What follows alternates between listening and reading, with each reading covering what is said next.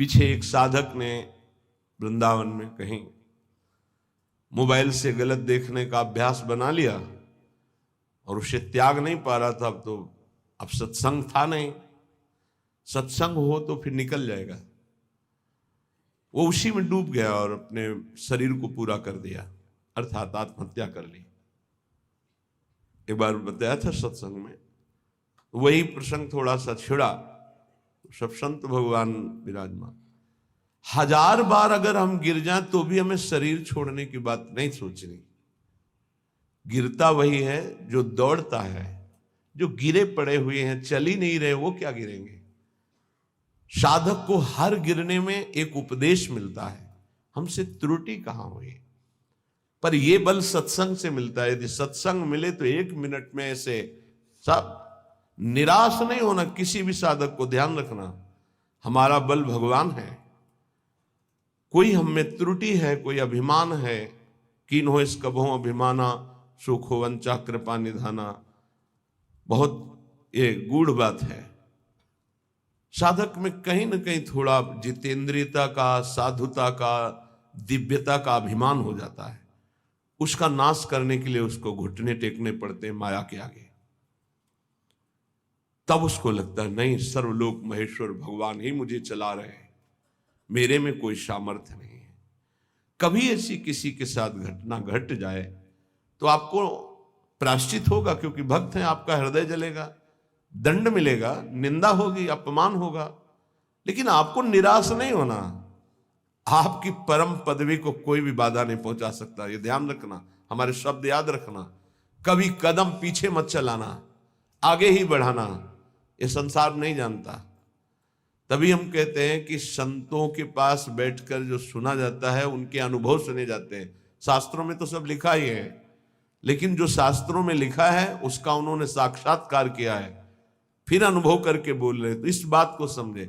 1000 बार त्रुटि हो जाए, गलती हो जाए, हम ये नहीं कहते गलती करो, लेकिन 1000 बार गलती हो जाए तो भी हमें प्रभु का मार्ग नहीं छोड़ना और अपने शरीर को किसी भी तरह से बाहरी दंड नहीं देना, आंतरिक दंड देना है।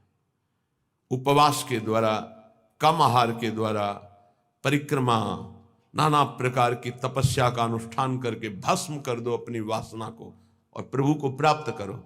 शरीर छोड़ने से आत्महत्या करने वाले की वो दुर्गति होती, भूत बनता है कोई भी हो, चाहे साधु वेश में चाहे गृहस्थ में हो। पक्का समझना, आत्महत्या करने वाले को भूत योनि की प्राप्ति होती है और बड़ी दुर्गति होती है उसकी।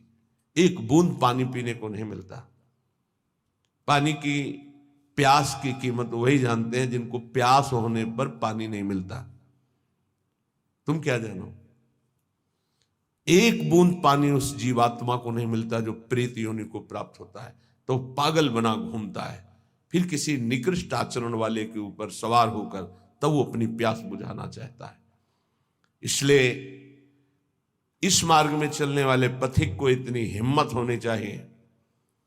लोका स्वच्छंद निंदाम विंदधति यदि में किम ततो दीन दीनम। मैं दीन नहीं बनूंगा उस समय। ये हमारी बात को पकड़ना।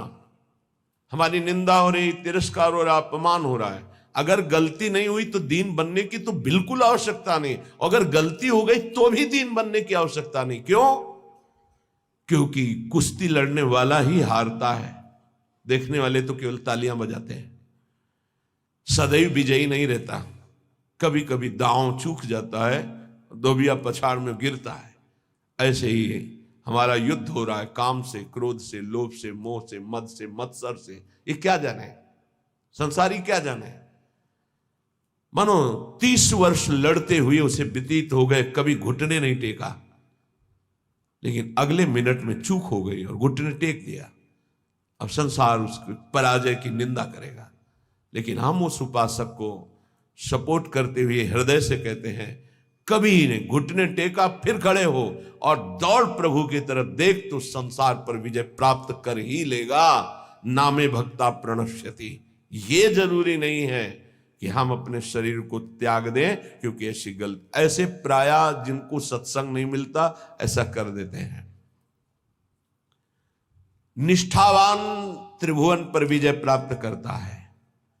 लोका स्वच्छंद निंदाम विंधतति, चाहे कोई कितनी निंदा करे तुम्हें फर्क नहीं पड़ना है, और फर्क पड़ जाता है तब जब सत्संग नहीं मिलता। ये हम आपको सत्य कहते हैं। सत्संग में बड़ी सामर्थ्य है। संतों के वचन अमोघ अमृत होते हैं। सत्संग ही बचाता है, संत वाणी ही उठाती है हमको। नहीं तो कभी कभी ऐसी दशाएं जीवन में होती हैं कि साधक निराश हो जाता है? जिसको किसी को कट व्यवहार नहीं करते, किसी से कोई मतलब नहीं रखते, अपना लक्ष्य केवल, फिर भी गाली दे रहे, फिर भी ऐसे ऐसे षड्यंत्र रच रहे, फिर भी प्रतिकूलता। हे नाथ, ऐसा क्यों हो रहा है? ये कमजोरी हमारी है। इस कमजोरी को संत वाणी दूर करती है पक्का। जब जब जीवन में कहीं कमजोरी आई तब तब संत वाणी ने हमें उठाया, संत संग ने हमें उठाया। ये हमने जीवन में देखा है। कभी भी हम जहां निराश होने का अवसर आया, वहीं संत भगवान पधारे और ऐसे वचन बोले कि हृदय गदगद हो। कहीं भी कभी भी कोई भी घटना ऐसी जिसमें हम निराश हैं, सामने देखा है कि संत भगवान खड़े हैं और कोई न कोई ऐसे वचन बोले जिससे निहाल हो गए। तो सत्संग के द्वारा ही हमको ऐसी सामर्थ्य मिलती है कि हम निंदा को सह सके। फिर कह रहे हैं सर्वम चेता स्यात् कुटुंब किमिव मम ततो दुर्दशाः स्युस्ततः किम। मेरे परिवार के सब लोग मुझे छोड़ दें, पक्का छोड़ देंगे, क्योंकि जहां जहां राग है वो हरि हटाएंगे, छोड़ देते हैं। जब आप सच्चाई से भजन करोगे, डरना मत। सच्चाई का जब जिस दिन भजन होगा तो परिवार का राग छूटेगा, पर परिवार में भगवत भाव रहेगा। वही हम कह रहे हैं कि भगवत भाव से प्रीति करो, राग पूर्वक नहीं। राग का नाश, राग होता है आंतरिक, बड़ा सूक्ष्म होता है। ततो दुर्दशा स्युस्ततः किम। सब पूरे परिवार के छोड़ दिए, लोक में निंदा हो रही है और शरीर दुर्दशा को प्राप्त हो रहा है। ये होता है, ऐसी परिस्थिति आती है। इसी में दिव्य शरणागति का उदय होता है। दिव्य शरणागति जिसे भगवान की पूर्णता होती है, भगवान जिससे तृप्त हो जाते हैं शरणागति में, वो शरणागति इसी में होती है। लोक में निंदा हो रही, कहीं रहने का ठिकाना नहीं, कोई भी प्यार करने वाला नहीं, जिधर देखो तिरस्कार, और कोई अपना सृष्टि में कहने वाला नहीं। पूरी सृष्टि में कोई एक अपना कहने वाला नहीं। ये स्थिति आती है। स्थिति उस समय आर्त भाव से जो होता है वो शरणागति। जैसे गजेंद्र को कोई अब सहयोग देने वाला नहीं, अगले झटके में डूब जाएगा। अब याद आई हरि, अब वो शरणागति, एक सेकंड नहीं लगा, भगवान उपस्थित हो गए। हमारी बात समझना, ये शरणागति पढ़ लिख के नहीं होती, ये परिस्थिति पैदा की जाती है। जैसे अभी एक उपासक, घर बार त्यागी, वैरागी, बड़ा ही सेवक, भगवत मार्ग का पथिक, कुछ दिनों से साधारण शरीर में अव्यवस्था हुई और कल फाइनल हो गया कि गलित कुष्ठ। बहुत पुराना प्रारब्ध जागृत होता है। जैसे भीष्म जी 6 महीना बाणों की शैया पर, बाल ब्रह्मचारी, नैष्ठिक परम तप में युक्त, ऐसे ही जब हमारी भगवत प्राप्ति का योग बनता है, पक्का दिमाग में बैठा लो। कल या परसों कह रहे थे कि एकांत में सोचा करो कभी कभी कि अगर हमें कैंसर हो जाए तो, हमारी आंखें फूट जाएं तो, और कल ही आ गया रिपोर्ट कि एक साधक को गलित कुष्ठ हो गया है।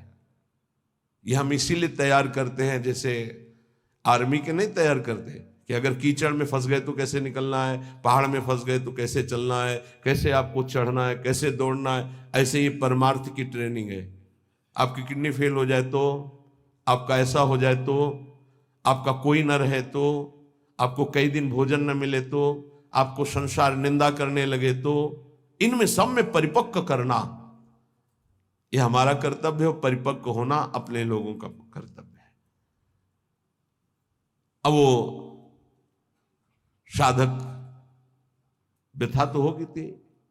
गलित कुष्ठ का मतलब अभी तक तो मेरी दृष्टि में इसमें कोई भी औषधि का योग नहीं देखा था। अब नया चल पड़ा हो तो नहीं कहते, जैसे किडनी फेल होने का मतलब है मृत्यु, लेकिन अब डायलिसिस चल पड़ा है, उससे जब तक जिलाए तब तक जी सकते हैं जब तक योग है। तो कल इसी सीढ़ी पे बैठकर उसको समझा, हे कदापि शोक नहीं, क्योंकि अंतिम फाइनल श्री जी की प्राप्ति होनी है तो अनंत जन्मों के पापों का योग होता है। ध्यान रखना, जो भगवत ऐसे ऐसे नीच पाप करने वाले हैं जुकाम नहीं होता, वो ऐसा सीधा साधक है कि कभी कोई शब्द सुन पाए वो तो मुश्किल है। वो ऐसा सीधा साधक है, रात दिन अपने संयम में, और उसको गलित कुष्ठ हो। ये बड़ा विचित्र खेल है। पूर्ण धर्म से चलने वाला, पूर्ण त्यागी, पूर्ण भगवत मार्गी, इतना भी कहीं अपराध की संभावना नहीं, किसी से कोई मतलब ही नहीं, कोई जानता ही नहीं, और उसको गलित कुष्ठ। ये क्या है? अनंत जन्मों का हिसाब बराबर श्री जी के पास जाना है, श्री जी के पास जाना है। रामकृष्ण परमहंस जी के गले में कैंसर, भयानक पीड़ा का हर समय संयोग, किस लिए? अंतिम जन्म है, अब जाना है मुझे लाडली जी के पास जाना है। तो जितना हिसाब किताब है बराबर फटाफट बराबर होता है। तो संसारी आदमी डरता है, भक्ति में जो प्राप्त हो रहा है तुम क्या समझ रहे हो? हजारों बार जन्म करके मरना होता है ऐसे सड़ सड़ के, और ऐसे ऐसे ऐसे कुछ नहीं बिगाड़ पाएगा गलित कुछ नहीं बिगाड़ पाएगा। सभा में कह रहे कुछ नहीं बिगाड़ पाएगा। प्रारब्ध ही तो है ना, पूर्व पाप। राधा नाम से बढ़कर प्रारब्ध होता है क्या? है कुछ नहीं। कल यही सब है, कुछ नहीं। सियार नहीं पैदा होते सिंहों के सिंह ही होते हैं। हरिदास सिंह होता है। गर्जना करना हमारा कर्तव्य है। एक गर्जना में लाखों का कल्याण होता है, एक कदापि नहीं। शरीर भाव से ऐसे संतों को देखा है। बरगदिया बाबा, पैर से सड़ना शुरू हुआ, कीड़ा पड़ गया, मुख तेज में और शरीर में कीड़े, बैठे हैं शांत भाव से, कीड़े पड़े हुए शरीर। क्या अंतिम जन्म है, खत्म खेल। ये बड़े बड़े महापुरुषों के जीवन में आता है। यदि आप भगवत मार्ग में, अभी एक दो दिन पहले कहा था, यदि बैलेंस बना के चलोगे तो कोई बाधा नहीं। क्या? राधा राधा राधा राधा राधा, लड़का बच्चा परिवार भोग सामा। और जो अगर इसमें आ गए कि आपसे कुछ नहीं चाहिए, केवल आप चाहिए, फिर तो हिसाब किताब लंबा पड़ जाएगा। क्योंकि उनके गले लगने के लिए फिर कोई कर्म संस्कार नहीं बकाया रहेगा। पूर्व संचित क्रियमाण प्रारब्ध सबका विध्वंस होगा। अब विध्वंस का खेल मचेगा, तब सच्चिदानंद के गले लगोगे। तभी कहा नारायण अति कठिन है, हरि मिलन की बाट, या में पग पीछे धरे प्रथम शीश दे काट। ये आज आप जीना है तो कष्ट में जीना है, पूरे शरीर में। या सब शुरू हो गया। इसलिए घबराना नहीं है सुन करके कि भगवान की प्राप्ति का मतलब है गलित कुष्ठ रोग हो जाना, किडनी फेल हो जाना। तो और सब अमृत पी रहे हैं क्या? आप देखो अस्पताल बड़े बड़े भरे। ये आखिरी जन्म है भक्त का, इसलिए बहुत जल्दी जल्दी डॉक्टर के पास रहोगे तो डरोगे नहीं। सत्संग सुनते रहोगे ना तो तुम डरोगे नहीं तो डर जाओगे। इसीलिए जल्दी कोई श्री कृष्ण से मिलना नहीं चाहता। ये बड़े खिलाड़ी हैं। यहां लगन लगन सबको ही कहे, लगन कहा वैसो, जा लगन में तन मन डारे खोए। आपसे प्यार किया है, नरक भेजो। अब इन धमकियों से हम डरने वाले नहीं। अब आपको दौड़कर गले लगाएंगे, यही लगाएंगे। आप भी नहीं रोक सकते। बोले इतना गरज कर कैसे बोल रहे हो? गुरु ने मंत्र दिया है हमको इनको वश में करने का। ये जो मंत्र है जानते हो, इसे क्या कहते हैं? निज मंत्र। निज मंत्र, वो मंत्र जैसे हाथी को अंकुश वश में कर लेता है, ऐसे हरि को मंत्र वश में कर लेता है। गुरु मेहरबान हो गए, चेला पहलवान हो गया। अब हरि भी नहीं रोक सकते अपने मिलने से, अब हरि भी नहीं रोक सकते अपने मार्ग में। क्यों? गुरु ने। हाँ बस गुरु केवटिया से मिले रहना, कुछ लेना न देना, मगन रहना, निश्चित पार हो जाओगे।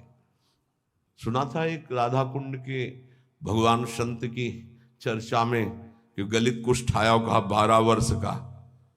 हाँ, तो अपने लोगों के पास नहीं आएगा, अपने लोगों के पास ऐसे आता है, पूरा आके चढ़ बैठा। और जब चढ़ बैठा है तो राधा के लिए कुंज का स्वरूप वो जानता नहीं है, स्वागत उसका बढ़िया होगा, कुछ नहीं होगा, देख लेना। हम क्या कह रहे हैं? कुछ नहीं होगा, देख लेना क्या होगा। श्री जी गले लगाएंगे। ये संसार क्या करता? बोले स्यात् कुटुंबम किमिमम ततो दुर्दशा। दुर्दशा देखकर परिवार के लोग भी हट जाते हैं। पक्का, ये खूब देखा है। 2-4 दिन वाली प्रियता बात अलग है, या बहुत बहुत जननी थोड़ा प्यार, फिर इसके बाद कोई प्यार नहीं करता संसार में।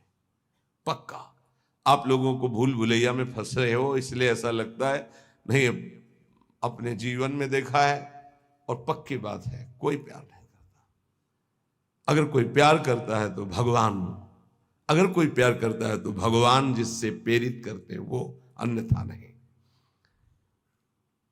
दुर्दशा स्युस्ततः किम, मेरी दुर्दशा हो जाए तो अभी मेरा क्या। जब कोई होता है तो उसमें बैठकर वो बोलती हैं, और जब कोई प्रकट में नहीं होता है तो वो स्वयं बोलते हैं। तो धन्य है उसका जीवन कि जब शरीर दुर्दशा में हो और कोई प्रकट में पास न हो, तो ये लाडले दोनों खेलते खेलते आ जाते हैं, प्रिया प्रीतम, और बात करते हैं।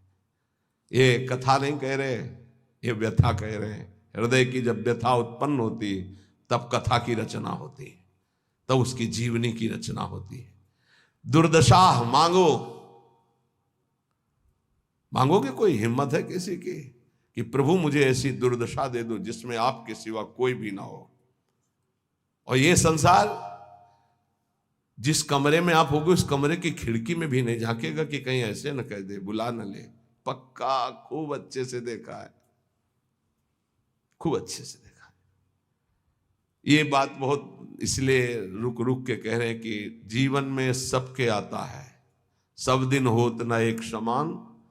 एक दिन तुम सुख से इतराते हुए छाती फुलाकर अभिमान से डोल रहे हो, जब तुम्हारे कर्म का परिणाम आएगा तो छाती फुला के फिर सहने की ताकत नहीं होगी। इसलिए अभिमान मत करो, पाप मत करो। पीछे का हिसाब ही इतना है कि लाखों बार जन्म ले तो भी हम नहीं भोग पाएंगे। उसको मिटाने के लिए मानव देह मिला है, खूब नाम जप करते हुए उसको मिटा दो। सेवाधीशश्च न स्याद् यदि किमुततः श्रील वृंदावने हम। अगर मेरी ऐसी शरीर की दुर्दशा और सेवा नहीं बन पा रही भगवान की, तो मुझे कोई फर्क नहीं पड़ेगा। क्यों? क्योंकि मैं पड़े पड़े रोते हुए उनकी सेवा करूंगा। एक होती सामग्री से सेवा और एक होती रुदन से सेवा। तो यहां कह रहे हैं सेवाधीशश्च न स्याद् यदि किमुततः श्रील वृंदावने हम। अब हमसे प्रगट सेवा भी नहीं हो पा रही तो मुझे क्या, क्योंकि मैं हूं तो ना उनका। ये देखो, ये हिम्मत, ये निष्ठा बहुत जरूरी है। ये इसलिए कि आज आप स्वस्थ हैं, आप परिक्रमा दे सकते हैं, सेवा कर सकते हैं, कल ऐसी भी स्थिति आ सकती तो क्या। कभी कभी सोचते थे, जब रात के 8 बजे स्नान कराते थे श्री जी को, हिम्मत बनाई रात्रि तक उठ पाए, श्री जी को स्नान करा रहे धीरे से जैसे बना, तब सोचते थे श्री जी आपकी सेवा कैसे होगी। आज हमारे तो 2 हाथ नहीं सेवा कर पाते, लेकिन आज सैकड़ों हाथों से श्री जी को दुलार हो रहा है। ये उनकी महिमा। सब 9 अवस्था के सब पढ़े लिखे संत जो अपने जीवन को सांसारिक उन्नति में चढ़ाना चाहते थे, बड़े बड़े सर्टिफिकेट डिग्रियां लिए हुए हमारे श्री जी की सेवा में लगे हुए हैं, और ऐसे मनोयोग से लगे हैं, पूछो मत। भगवान सदैव कृपा करते रहे हमारी लाडली जी की सेवा में, ऐसी इनकी रुचि बनी रहे। कभी कभी जब श्री जी को श्रृंगारित देखते हैं, इन सब का प्रयास देखते हैं, तो ऐसा लगता है कि हमारी एक एक वृत्ति जो सेवा की थी वही इनके रूपों में आकर के विराजमान हुई है। जैसा हृदय से चाहते थे, भावना में करते थे, वही प्रगट में आज सेवा हो रही है। अगर शरीर से सेवा भी न बने तो हमें क्या, क्यों मैं आपका हूं, आपके निमित्त पड़ा हूं। यथास्यांभस्यास्थाय धैर्यम, ये बहुत बढ़िया श्लोक भगवत प्राप्ति के लिए कह रहे हैं, बहुत जोर की बात इस श्लोक में कह रहे हैं। जैसी भी परिस्थिति रखोगे मैं धैर्य नहीं छोड़ूंगा। ए हरि, आपसे है, आपसे जैसी परिस्थिति देना चाहो दे दो। क्या लोक में स्वच्छंद निंदा कराओ, लोग अपमान कर दें, तिरस्कार कर दें, तो भी मैं दीन नहीं होऊंगा। दीन का मतलब हाय हाय अब हमारी सब निंदा करने वाले, कोई हमारा नहीं, ऐसा कभी नहीं होगा। यदि हमें कुटुंब परिवार छोड़ दे, शरीर हमारा दुर्दशा को प्राप्त हो जाए, प्रगट में सेवा भी ना कर पाऊं, तो भी स्थास्याम्यास्थाय धैर्यम मम निज परमाभीष्ट सिद्धिर भवत्रे, मेरे को भगवत प्राप्ति से अब कोई नहीं रोक सकता, क्योंकि मेरा धैर्य है कि मैं प्रभु का हूं। हमारे माई श्यामाजू को राज, अब इसी से भगवत प्राप्ति होगी, पक्का होगी। यही हम कई बार समझाना चाहते थे, जो आज इस श्लोक में निकला है। कैसी भी परिस्थिति हो, भजन भी ना बने तो भी भगवत प्राप्ति होगी। बोले भजन के बिना भगवत प्राप्ति कैसे होगी? भरोसे में, भरोसे में। आगे पड़ा जटायु देखा, सुमिरत राम चरण की रेखा। भगवान के चरणों, मानो दुर्दशा है शरीर की, कोई पास नहीं, नाम से कोई साधन बन रहा है, ना कोई भजन। भारी पीड़ा है तो भजन भी नहीं बन रहा है, तो क्या? बस आशा है आपकी, भरोसा है आपका कि आप बड़े कृपालु हो, आप अपनी कृपा से मुझे मिल जाओगे, अपने समीप बुला लोगे, पक्का। श्रीपाद कह रहे निज परमाभीष्ट सिद्धिर भवित्री, हमारा जो अभीष्ट था भगवत प्राप्ति वो पक्का हो जाएगी। बस क्या? धैर्य मम, मेरा ये धैर्य विचलित ना होने पावे, कुछ भी हो जाए। देखो इसमें ये नहीं देखा जाता कि इस समय इसकी परिस्थिति क्या है। हमारे प्रभु ये नहीं देखते, वही तो देते हैं। वो ये देखते हैं इस समय इसकी स्थिति क्या है। अंदर में जो हमने भरोसा पाला है जीवन में, वो कभी कहीं भी नहीं छूट सकता। हम माने कि नाम जप नहीं हो रहा, वाणी पाठ नहीं हो रहा, माना कि हमसे सेवा नहीं हो रही, माना कि हमारे अंदर कोई अब भागवतिक विचार भी नहीं रह गए, लेकिन ये जो एक झीना सा धागा है कि मैं श्री जी के भरोसे हूं, इसको कौन तोड़ सकता है? इसी से भगवत प्राप्ति होती है, इसी भरोसे से। व्यास भरोसे कुंवर के सोवत पांव पसार, अर्थात मैं निश्चिंत होकर पढ़ाऊं, मुझे निश्चित भगवत प्राप्ति होगी। जो श्रीपाद करे मम निज परमाभीष्ट सिद्धिर भवित्री, बहुत जोर की बात है। हर उपासक के लिए ये अध्यात्म की चरम सीमा की स्थिति की बात है। इस पर विश्वास कर लो अगर कर पाओ। कैसी भी परिस्थिति हो, मैं श्री जी का हूं, श्री जी का ही रहूंगा, चाहे कितना भी कष्ट आ जाए, निश्चित भगवत प्राप्ति हो जाएगी। निश्चित आपको वो परम सिद्धि प्राप्त होगी जो किसी साधना से नहीं प्राप्त होती है। जब तक शरीर स्वस्थ है तब तक कचाई न रखो।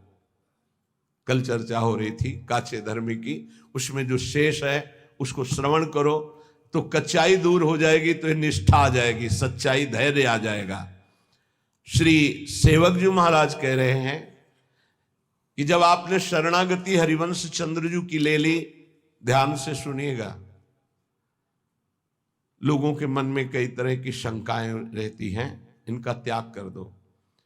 गीता जी में भगवान ने कहा ये यथा माम प्रपद्यन्ते तास तथैव भजाम्यहम्, मुझे जैसे जो भजते मैं उनको वैसा ही भजन में अनुभव हो। अब आप प्रभु को पत्नी रूप से भज रहे हैं तो वही बैठे हैं तुम्हारे पास, तुम्हें समझ में नहीं आ रहा। पुत्र रूप से भज रहे हैं तो पुत्र रूप में वही बैठे हैं। ये था माम प्रपद्यन्ते, इसको बहुत सरलता से देख लो। आप जिस रूप में प्रभु को देखना चाह रहे हैं वही रूप प्रभु दिखा रहे हैं। अब हम निकुंज उपासी हैं, हमारी उपासना का एक विशुद्ध मार्ग है। क्या विशुद्ध मार्ग है? जिसमें हमारे आचार्य और रसिक महापुरुष गए, हम उसी मार्ग के पथिक हैं। हमें बाहरी उपदेश नहीं सुनना। क्या बाहरी उपदेश? आज तो अमुक व्रत है, आज ऐसा है, आज ऐसा है। देखो, बहुत शास्त्रों का सम्यक आराधन करके बोल रहा हूं, ये ना समझो कि मुझे पता नहीं। जैसे किसी का प्रश्न आता है कि बिना तुलसी के ठाकुर जी का भोग नहीं लगता, ये जानते हो कहां आता है? जहां हरि चरणों की उपासना है, खूब विशुद्ध भाव से इसका मूल जड़ तक चिंतन करने वाला ये भाव है। कोई ऐसा ना समझना कि बाहरी। तुलसी जी कौन है? वृंदा। कौन सी वृंदा? यहां वृंदावनेश्वरी की सखी वृंदा सखी नहीं, ध्यान रखना, ये वृंदा सखी नहीं, ये अधिष्ठात्री हैं। अनादि वृंदावन, अनादि वृंदा सखी, ये वो वृंदा जो नारायण को पति रूप में बनाना चाहती थी। तो देवर्षि नारद जी आए और कहा, देवी, नारायण को ऐसे तुम पति रूप में नहीं बना पाओगे, पहले तुम्हारे पातिव्रत धर्म की परीक्षा होगी। बोले देने के लिए तैयार हूं। बोले एक व्रत तुम्हारा पातिव्रत यदि पास हुआ तो नारायण तुम्हें पति रूप में प्राप्त होंगे। बोले तथास्तु, आप हमें बोलिए किसके साथ मैं अपनी आराधना का स्वरूप प्रकाशित करूं। तो उनका जालंधर राक्षस, इसको पति बनाना होगा और तुम्हारे पातिव्रत से त्रिभुवन में पता चलना चाहिए कि तुम्हारी जैसी कोई सती और पतिव्रता नहीं। बोले जैसा आप आदेश करेंगे। ऐसा जालंधर राक्षस पति रूप में वर्ण किया और ऐसा सतीत्व तो पूरा चरित्र है, त्रिभुवन में कोई उसका बाल बांका भी नहीं कर पाया। सती वृंदा के पवित्र चरित्र और उनकी उपासना के कारण भगवान शंकर आदि बड़े बड़े देवताओं ने दिव्यास्त्रों का प्रयोग किया, जालंधर का कुछ नहीं बिगड़ पाया।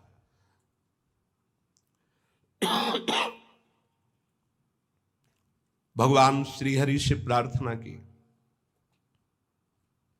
भगवान श्रीहरि ने कहा, ऐसे नहीं मारा जा सकता, इसका मूल है वृंदा,